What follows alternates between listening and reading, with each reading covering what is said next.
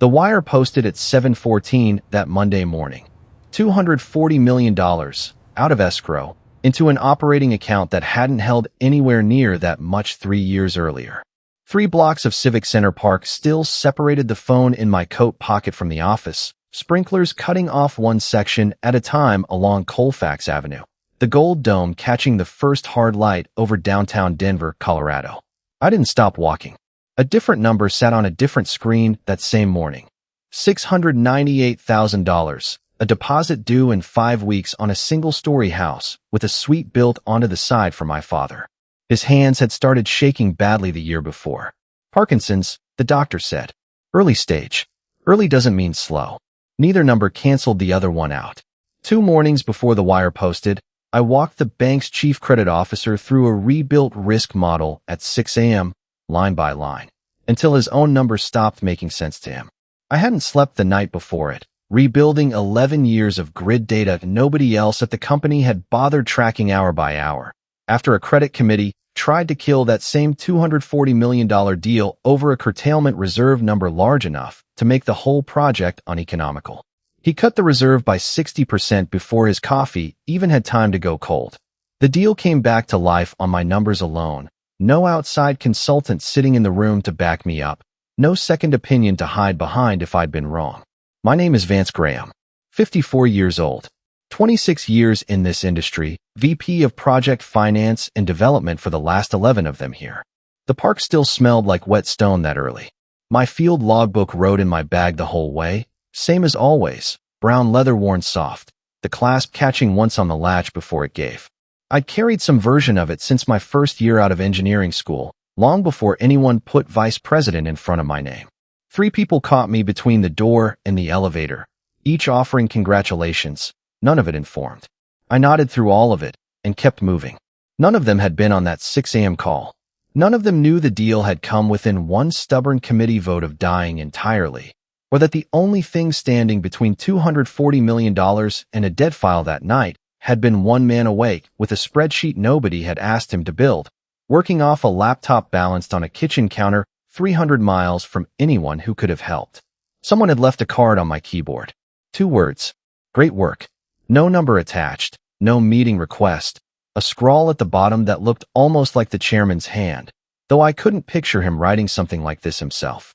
I read it once, set it beside the logbook, and pulled up the closing memo instead. By 9, legal already had language drafted for Monday's board announcement, naming the lenders, the projected returns, every banking partner and regulator who'd touched the file. It didn't need my name in it to read as accurate. It wouldn't have been true without the 6 a.m. call nobody else there had been awake for. Nobody upstairs yet understood how close $240 million had come to never closing at all, or whose judgment the bank had actually been betting on when it finally agreed to sign. Wednesday, the closing binder landed on my desk for final sign-off before the holdback account released, still warm from the copier down the hall, toner smell clinging to the pages. I pulled Exhibit C first, the curtailment reserve schedule, and ran my finger down the number. It still read the old figure. The one from before Saturday's call. Nobody had updated it. I picked up the phone and dialed the bank's closing counsel directly instead of routing it through email. Exhibit C still shows the pre-negotiation reserve number, I said. That needs to match what your credit officer signed off on Saturday, or this closing set doesn't match the actual terms of the deal. Let me pull the file, she said. A pause, keys clicking on her end. You're right. Someone copied the wrong version into the final package. Can you fix it before the holdback releases? I can fix it in a couple of minutes if you stay on the line. I stayed on the line. She rebuilt the exhibit while we talked, reading each revised figure back to me as she typed it, and I checked every one against the numbers I'd walked the chief credit officer through myself 3 days earlier. 2 of them were off by a rounding convention nobody outside Project Finance would ever notice. I caught both. You do this for every closing? She asked, somewhere around the 4th figure. Every one that's going to hold up in 5 years, I said. Most people check that a number looks right. I check that it's the same number twice. Most of our clients don't call. They just sign whatever we send. Most of your clients aren't the ones who have to explain the number to a regulator in year 3, I said. I'd rather spend 2 minutes now. Fair, she said, and kept typing. She sent the corrected exhibit at 11:47. I signed it at 11:49, printed a copy for my own file, and initialed the margin where the old figure had been struck through, dated, my initials next to hers. The holdback released at noon. Nobody in legal or accounting would ever see the 2 minutes it took to catch a wrong exhibit before it became a legal fact instead of a clerical mistake. I called Rafael Aguirre, our field operations manager, after lunch to confirm site access for next week's post-closing inspection, routine on every project once the money actually moves. Congratulations travel fast, he said. Half of dispatch already knows about Monday's number. It's not Monday's number people should be tracking, I said. It's whether Exhibit C matches what actually got signed. Nobody tracks exhibits, Vance. I do, I said. It's the whole job, actually. You catch something today? 2 rounding errors and 1 exhibit that still had last week's number on it, I said. Small stuff. Small stuff is how big stuff happens. You always say that. Because it's always true. He laughed once and moved on to badge access for the site crew. I hung up, pulled the closing file open a 3rd time, and read it start to finish before I let myself believe it was actually finished. By 3, the wire confirmations for every party on the deal had cleared. I filed my copy of Exhibit C in the same drawer where I kept every corrected document from every deal I'd ever closed, a drawer nobody else in the building had a key to or a reason to open. Somewhere on the 14th floor, somebody was already deciding what my part in any of it was actually worth. Mira Ming, our chief strategy officer, called a portfolio council session that Thursday, 9 directors and VPs around the 14th floor table, her leather binder already opened before anyone else sat down. Strategic Portfolio Review, embossed in gold on the cover, angled so the whole table could read it. Starting this month, she said, still on her feet while the rest of us sat. Technical Risk Review moves out of individual project teams and into one centralized function. Portfolio Operations. One process, one standard, applied the same way across every deal we touch. Every deal, I asked, including the ones already in construction, especially those. She tapped the binder once. We're not cutting recognition. We're demanding precision, and precision means the same rigor everywhere, not whatever a given VP happens to catch on a given morning. I caught a reserve number 3 days ago that would have made Friday's closing uneconomical, I said. Nobody centralized told me to look. I looked because I know what August does to a transformer bank 200 miles from here. And that instinct is valuable, she said. It's also not scalable. One person's judgment can't be the control plane for a $7 billion portfolio. One person's judgment is the only reason that portfolio is worth $7 billion instead of considerably less. She opened the binder to a tabbed page and turned it toward the table, a flowchart replacing 9 site-specific review processes with a single centralized queue. I'd call that an assumption worth stress testing, honestly. You've built a career on catching things other people miss. I'm asking whether the company should keep depending on that, or build something that doesn't depend on any one person at all. Ask portfolio operations what a curtailment derate curve is, I said. See how that conversation goes. A few people around the table looked down at their notes instead of at either of us. One of the newer directors cleared his throat. Does portfolio operations have engineering staff yet? We're building that out this quarter, Mira said, without missing a beat. So for now, I said, it's finance and strategy people reviewing engineering risk on active construction sites. For now, she said. Precision is a process. Processes mature. Transformers don't wait for a process to mature. That's exactly the kind of gatekeeping this initiative solves, Mira said, closing the binder over her palm. Nobody should need 26 years of tenure to ask a question about risk. Nobody's asking them to have 26 years, I said. I'm asking them not to remove the one person who does. 3 days after that person kept a $250 million deal from collapsing. She didn't engage with that. She moved to the next slide instead, timeline, rollout phases, a target date already circled before anyone in the room had voted on anything. Let me step outside the meeting for a second. This account only just started posting, and I genuinely notice each of you sticking around for it. No guarantees on how this account of things resolves. What you can count on is a new one posted here tomorrow, and again the day after, for as long as you keep showing up to hear them. I sat through the rest of the timeline without another word, turning over the one question that mattered. Whether Mira believed this philosophy, or whether the room had just watched her narrate a decision made elsewhere, days ago, before anyone got a vote. Nobody at that table understood, yet how quickly a company forgets who taught it what a real risk looks like. Once someone convinces the room that risk can be centralized out of a single person entirely. Friday, Mira held the quarterly town hall in the atrium, folding chairs for 150 people, a live feed running to the site offices. Her binder sat on the podium before she'd even tested the microphone. "Before we close," she said, scanning a printed list, "I want to recognize a few people whose work shaped this quarter's biggest win. Vance Graham, come on up." I walked to the front. 150 people watched me cross that floor, none of them knowing yet what any of this actually was. 26 years at this company, Mira said. And this quarter Vance helped close our largest financing to date. Scattered applause, genuine, from people who didn't know what came next. She handed me a small white envelope, holding eye contact a beat longer than the handoff required. "We're not cutting recognition. We're demanding precision, and precision means matching the gesture to the person, not the deal size." I opened it right there, everyone watching. 5 $10 milk vouchers, printed for a grocery chain's dairy aisle specifically, nothing else redeemable. Somebody near the front laughed once before catching themselves. The room went quiet in the specific way a room goes quiet when it realizes a joke wasn't one.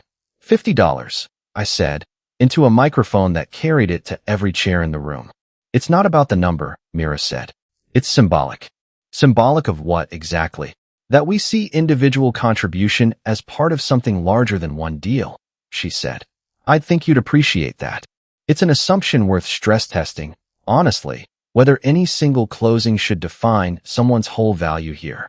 "I'll take that under advisement," I said. A ripple of something not quite laughter moved through the front rows. Mira kept talking. "And since we're talking about Vance's role, I want to formally announce his transition. Effective today, Vance becomes strategic advisor to portfolio operations, supporting the centralized review function instead of holding sole authority over it." She didn't look at me while she said it. "This whole realignment saves the company $3.81 million a year in redundant technical review roles across the portfolio." "Redundant," I said. "Streamlined," she said. "Precision, not less recognition." A hand went up near the compliance table.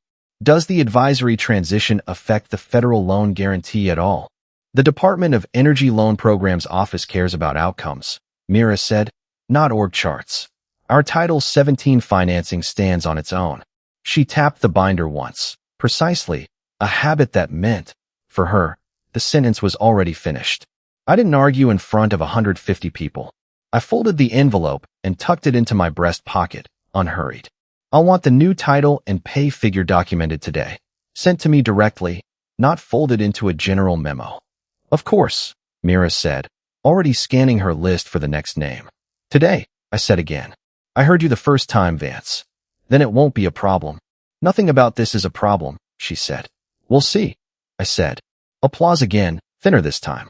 I walked back to my seat past people who wouldn't meet my eyes, the quiet that follows a joke everyone understood except the person at the podium.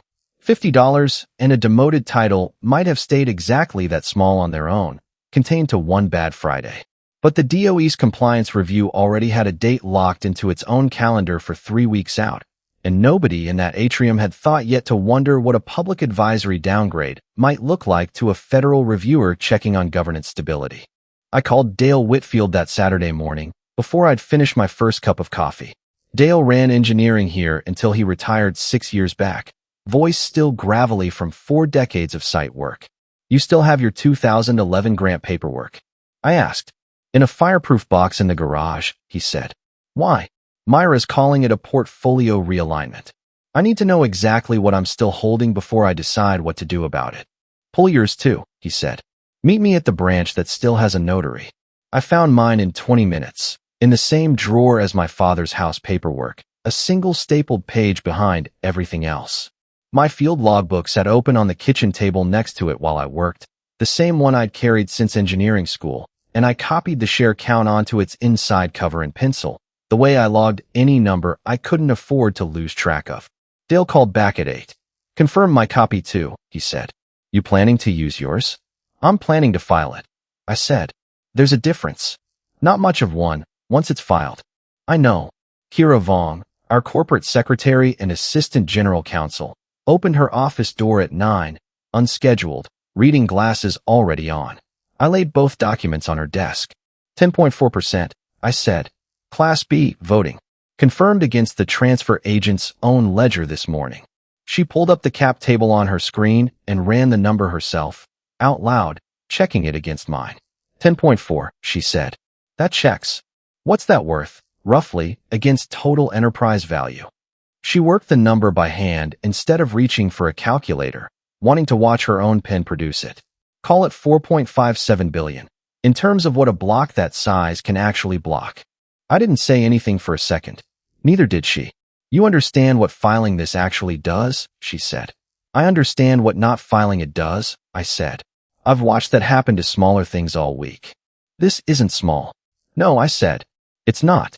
She took her glasses off, cleaned them on her sleeve, put them back on. Once the board sees this, there's no version where Friday's town hall doesn't come up. It should come up, I said. She pulled a blank notice template from her own files, and we filled it in together, line by line, reading each clause back before either of us signed anything. 18 days, she said, typing the date. From today? That puts the deadline at July 1st. Confirm that against the board's own calendar before we file, I said. I want to know if that collides with anything already scheduled. She checked. DOE compliance review. Same week. Note it. Don't change the date. I signed it standing at her counter. She countersigned as corporate secretary, stamped it, and made 3 copies before either of us spoke again. Once this is filed, she said, there's no quiet version of undoing it. Rescinding a properly noticed meeting needs a supermajority vote, and the board doesn't have an open date before September. I'm counting on that, I said. Kira stamped a 4th copy for my own records before I left, dated and initialed. I folded it once and kept it in the same pocket the vouchers had been in 3 days earlier. Nobody at Harlan Yates Power yet knew a clock had started that Saturday morning, running quietly toward a date already sitting, unnoticed, next to a federal reviewer's own calendar entry for the same week. Raphael called at 8:40 that Monday, 15 minutes after Mira wrapped her board presentation. They pulled me in to answer one field readiness question, he said. Advisors don't get invited anymore. Stayed for the rest by accident. What did I miss? I asked, coffee still in hand. She called it early wins. Had that binder open on the table the whole time, like scripture. Said centralized review already cut technical sign-off time by 40%, and that's precision paying off, not less recognition. 40% faster than what? Than you, he said. She didn't say your name. Everybody sitting there knew whose time she meant. Did anyone ask what got skipped to hit that number? One board member started to. Mira had the next slide up before he finished the sentence. That's not an answer. That's a transition. Nobody there seemed to notice the difference. That same week, Portfolio Operations approved a variance on a battery enclosure spec for the Weld County site. Signed off same day, instead of the usual 2-week review. Raphael caught it Thursday on a walkthrough nobody had asked him to do anymore. The enclosure spec, he said, calling me directly instead of routing it through Portfolio Operations. New variance says ambient rated components are fine for the transformer bay. Nobody flagged that the bay sits on the west face. Full sun exposure, June through September. Who approved it? Somebody in Portfolio Operations with a checklist and no idea what a west-facing transformer bay does to a component rating in July. Give me the variance number, I said. Don't fix it yourself. Just document what you found and who signed it. Already photographed the spec sheet, he said. Wouldn't want anyone saying later I imagined it. Send me the timestamp on those photos. 9:14 this morning. Before I called you. Good. Log the ambient temperature reading too, if you took one. 91 degrees at 9:14, he said. Climbing. You know it hits low hundreds out there by 2. And that's just June, Raphael said. 4th of July's the real test. Every AC unit and fireworks display in the county pulling off the same feeder. If this bay's still rated wrong by then, it won't fail quietly. Then it needs fixing well before the 4th, I said. Not my call anymore. I built half that site. Just make sure the timestamp shows we both knew it. Nobody at Portfolio Operations has ever stood on it. I didn't call anyone about it. Watching a mistake sit there, uncorrected, felt less like discipline than arithmetic. Someone would resubmit it eventually. Once the rating failed in heat, it was never tested for. You're not going to say anything? Raphael asked. Not my department anymore, I said. Officially. Unofficially. Unofficially, keep photographing everything. He laughed, short and dry. Vance Graham, strategic advisor, telling the field crew to keep a paper trail on the department that replaced him. That's almost funny. Almost, I said. A courier delivered visitor badges to our front desk that afternoon. 3 of them. Names already printed, parking assignments confirmed for a site visit the following week. I saw them on my way out, sitting in a tray behind the receptionist, closer now than a calendar entry had ever felt. I didn't ask who'd requested them. Nobody needed to request something that had clearly already been decided somewhere else. Mira closed her board presentation calling the quarter's discipline, already showing measurable returns. Nobody watching could have priced what an unrated transformer component, sitting quietly in full July sun, was about to return before the month was out. July 1st, I didn't drive in. Nothing there was still mine to fix, and standing around a shut-down site with no authority over it would only hand someone else the job of managing me instead of the actual problem. My phone rang at 6:52 a.m. Raphael. Transformer Bay just tripped a thermal fault, he said. Full shutdown, West feeder. Same one I flagged 3 weeks ago. The variance component? That one exactly. Where are you standing? Parking lot. They won't let anyone near it till it cools. And Vance, the DOE people are already here. Badges checked in at 6:30 for the site visit. I didn't offer to help. I wasn't authorized to. Log the time, I said. That's all I can tell you to do. By 7:40, the outage had knocked 2 adjacent battery blocks offline on a protective cascade, dropping committed capacity 60% during a morning peak the utility was counting on. I still had red access to the public grid dashboard. I watched the output curve flatten, held it against the interconnection agreement's delivery threshold from memory, and worked the math before anyone official confirmed it. They'd breach it by 8:15 without power back online. Nothing came back online. I didn't call it in. Reading a number isn't acting on it. Someone from communications texted at 8:20 asking if I had a statement ready for the utility. I didn't answer. Not my department. I texted back, then set the phone face down on the counter. At 9:15, Kira called. The DOE reviewers just asked to speak with the named technical contact of record for the Title 17 file. That's still you on paper, whatever your title says today. Tell them I'm not authorized to represent the company on technical matters anymore, I said. Officially. They're asking anyway. Then somebody in portfolio operations should answer them. A pause. Nobody in portfolio operations can answer a question about a transformer bay, Vance. I'm aware, I said. By 10:30, the outage had reached the board chat. Kira read me a message thread live, voices stacking on top of each other in the background of her office.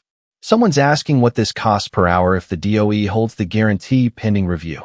Do the math, I said. The guarantee's total exposure runs about $7.24 billion, spread across the 18 days since I filed notice. That works out to roughly $400 million a day, call it $17 million an hour, and the meter's still running. Where did you get that number? From the same filing everyone's suddenly interested in. At 11:05, one of the DOE reviewers formally flagged the outage as a governance-relevant event, citing the covenant on material operational disruption tied to unclear technical authority. Kira read me the flag word for word. Loan guarantee compliance status. Under review, pending clarification of named technical contact. I stood at the window while she talked, watching a neighbor's sprinkler cycle through its arc across the lawn, 3 miles and 1 revoked authorization away from a transformer bay I used to know by the sound of it. You're not going to say anything else? Kira asked. There's nothing left to say that isn't already written down somewhere, I said. Today's just the part where everyone else reads it. The special meeting was still scheduled for 4 o'clock. Nobody yet understood that the DOE's own flag had just made attendance mandatory for people who'd planned on being anywhere else that afternoon. My special meeting, filed on the 18-day clock back on June 13th, convened at 4 as scheduled, in the same atrium where Mira had handed me milk vouchers 3 weeks earlier. Nobody could delay it now, not with the DOE's own flag sitting in front of every chair. 16 people around a conference table, a generator audible below us, keeping essential systems alive while the transformer bay stayed cold. Mira went first, composed, binder open. "This is a field execution failure," she said. A variance was approved correctly, with exactly the precision this initiative was built to guarantee. What happened after that is a maintenance and monitoring issue at the site level. The variance approved ambient-rated components for a west-facing bay in July, Raphael said, standing when Kira nodded at him. "I flagged it in writing the same week portfolio operations approved it." Timestamped. 9:14 a.m., the day it was approved. "Field staff flag things constantly," Mira said. "A note in a log isn't a formal engineering objection." "It's exactly the same," I said. I taught him how to write one. Kira laid a folder flat on the table without opening it yet. The Founders 2011 Shareholder Agreement, Article 7, Section 3, signed and witnessed the week of the company's first institutional round.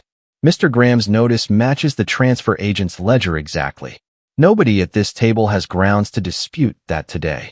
"That clause is boilerplate," Mira said. "Nobody's invoked it in 15 years because nobody was meant to." "Intent doesn't unwrite a signature," Kira said, "especially one your own uncle's counsel drafted personally." "There's also the matter of process," Mira said, turning to the chairman. "This entire meeting was triggered off a decades-old technicality during an active operational emergency. That timing alone should concern this board." "It's not a technicality," I said. "It's the same signature you needed on that transformer variance and never bothered to check for. You can't dismiss the clause and depend on it in the same afternoon." The room went quiet enough to hear the generator 2 floors down. "The timing concerns me for a different reason," the chairman said. It was the first thing he'd said all meeting. Mira looked toward him directly. "As chairman, you could table this whole discussion pending further review." The chairman didn't answer right away. He looked at the DOE flag in front of him, then at her, and said nothing at all, which answered it anyway. I glanced at a note at his elbow and remembered the same slant, two unsigned words that had sat on my keyboard back in June. I doubted myself then. I didn't now. Myra's hands went flat against the closed binder, knuckles pale, and she didn't pick it up again for the rest of the meeting. "The federal hold stands until the DOE receives written confirmation of a restored technical authority," Kira said. "That part isn't up for discussion. Everything else at this table is, and I'd rather we finished it today." "What does Mr. Graham want?" someone asked. "Reinstated technical authority," Kira said, "a settlement reflecting his voting position, and a permanent board-level risk committee reporting directly to the board." "And if I don't agree to that structure?" Mira asked. "Then the board votes on it without you in the room," the chairman said, and didn't elaborate further. Nobody argued after that. Kira slid the settlement memo across, then the committee charter behind it. "Effective immediately. Mr. Graham chairs it." Mira signed both without asking a single question, her hand far less steady than it was on Friday. Raphael closed his notebook and left it closed for the rest of the afternoon. The ramp for my father's front step got poured on July 13th, a Sunday crew working overtime on the rush fee I'd paid without blinking. I stood in the driveway watching concrete set, 12 days removed from a boardroom nobody outside would ever hear about. I wired the house deposit that afternoon, one day inside the deadline. $698,000, the number that had sat next to $240 million on a single Monday back in June, both finally resolved. Raphael texted the transformer bay's numbers on July 2nd, one day after the failure, his crew pulling a double shift to beat the holiday he'd warned me about in June. Full capacity restored, his signature on the sign-off instead of a name from portfolio operations nobody on site had ever met. On the 4th, every air conditioner and fireworks display in the county pulling off the same feeder, the bay held. The committee charter took effect that Monday, July 6th. Technical authority restored, a board seat, back pay retroactive to the day Mira cut it, a performance bonus for 3 years no one had logged, and a benefits package matching the title at last, extended health coverage for my father's care included. $5,630,000, cash and benefits combined. A DOE compliance officer called Kira's office 3 days later, on July 9th. I sat in on speakerphone. "This confirms receipt of documentation restoring Mr. Graham's technical authority of record," the officer said. "The federal loan guarantees governance covenant is satisfied as of today's date. No further review action is pending." "Understood," Kira said. Anything else you need from us? Not at this time. Thank you for your cooperation. The call lasted 90 seconds. It felt longer than that. The next quarterly town hall, same atrium, same folding chairs. The interim head of strategy read my name off a very different list. No envelope this time, just my name, tied to the actual number. The applause ran long enough that I had to raise a hand to end it. I called Dale that same week to tell him it worked. You never had to file yours, I said. Mine alone crossed the threshold. He was quiet for a second. Good, he said. Short call. Said everything it needed to. Mira kept her job 8 more days before the board voted her out as an officer. Her uncle's chair marked present, abstaining instead of defending her. The compensation committee clawed back her bonus once legal fees and DOE costs outweighed the $3.81 million she'd claimed to save, the total landing negative. No severance. A search firm that had placed her twice before quietly dropped her from its active list, and her strategic portfolio review binder turned up weeks later in a donation box outside the mailroom, spine cracked, unclaimed. Raphael's title changed too, quieter than mine, Senior Field Risk Liaison, a raise that needed no near catastrophe to justify it. My field logbook sits on the corner of my desk now instead of buried in a bag, clasp still broken, still catching once before it gives. I never replaced it. My father took his first unassisted lap on that ramp 2 days later, slow and steady, needing nobody's arm. He never asked what that month had taken out of me. I never told him. Nobody sets out to build a company on the strength of the one person willing to stay up until 6 in the morning fixing someone else's arithmetic. They just don't notice they did it until the morning that person stops being willing to.